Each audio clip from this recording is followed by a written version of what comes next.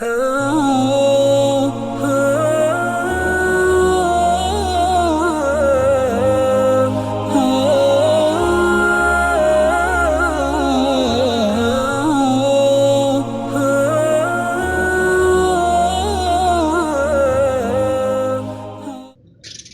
علیکم ورحمۃ اللہ وبرکاتہ۔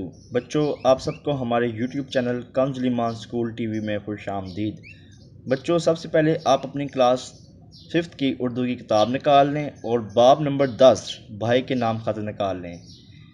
اس سبق کا پڑھنے کا ہمارا مقصد ہے کہ بچوں کو کمپیوٹر کی اہمیت سے آگاہ کرنا، بچوں کو انٹرنیٹ اور ای میل کے بارے میں بنیادی معلومات فراہم کرنا، بچوں کو خط لکھنے کا طریقہ بتانا، بچوں کو خط لکھنے کی ترکیب دینا۔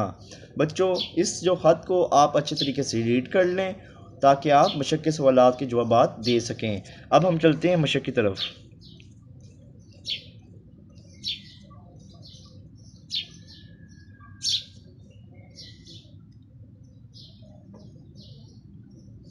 سوال نمبر 1، درجہ ذیل سوالات کے جواب دیجیے۔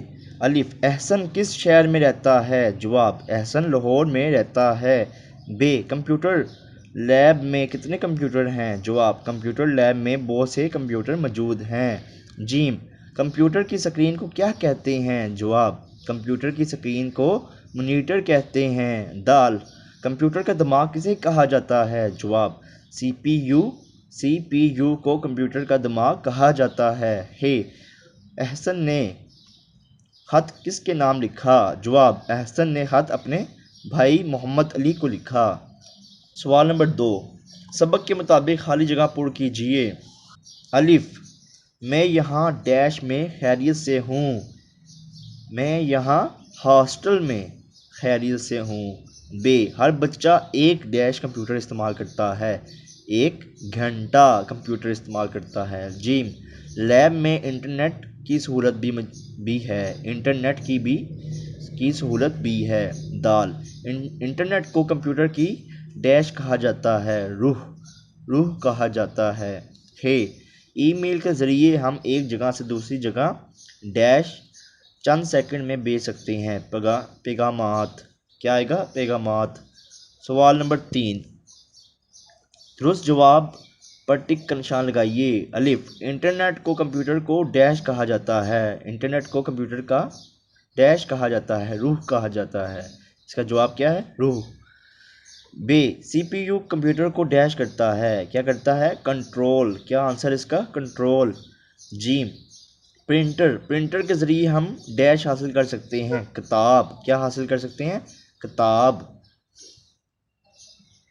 سوال نمبر 4، درجہ ذیل الفاظ کو جملوں میں استعمال کیجیے۔ حالات کا کیا جملہ بنے گا؟ اس کے مالی حالات خراب ہیں۔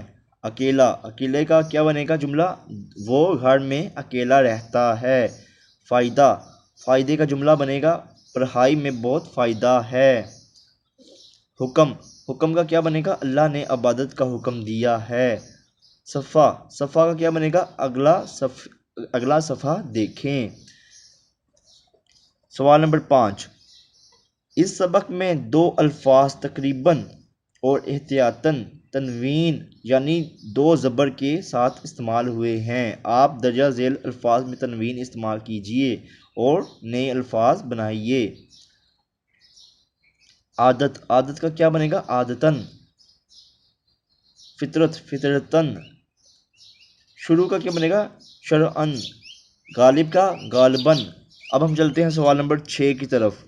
وہ الفاظ جو کسی کو مخاطب کرنے کے لیے استعمال ہوں حروف ندا کہلاتا ہے۔ مثلاً لوگوں، مسلمانوں، ارے بھائی، دوستوں، بچوں۔ ان حروف کے سامنے لگائی گئی علامت کو ندائیہ کہتے ہیں۔ آپ درجہ ذیل جملوں میں حروف ندا کے سامنے ندائیہ کی علامت لگائیے۔ صرف آپ نے کیا کرنا ہے؟ اس کے آگے ندائیہ کی علامتیں لگا لینی ہیں بچوں۔ دوستوں کے آگے آپ لگائیں گے ندائیہ کی علامت، اور بچوں، ارے بھائی، لوگوں، مسلمانوں، صرف ان کے آگے آپ ندائیہ کی علامت لگائیں گے۔ سوال نمبر 7،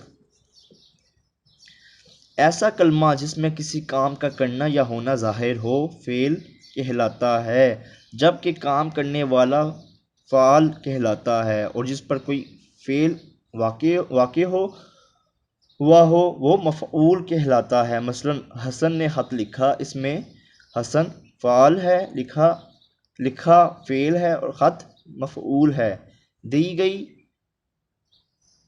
مثال کے مطابق فعل، فعال اور مفعول الگ الگ کیجیے۔ عرفہ نے سیب کھایا، اس میں عرفہ کیا ہے؟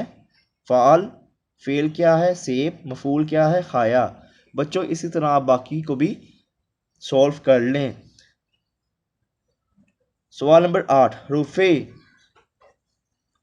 عطف واو اور وہ حروف ہیں جو دو اسموں یا دو جملوں کو آپس میں ملائیں۔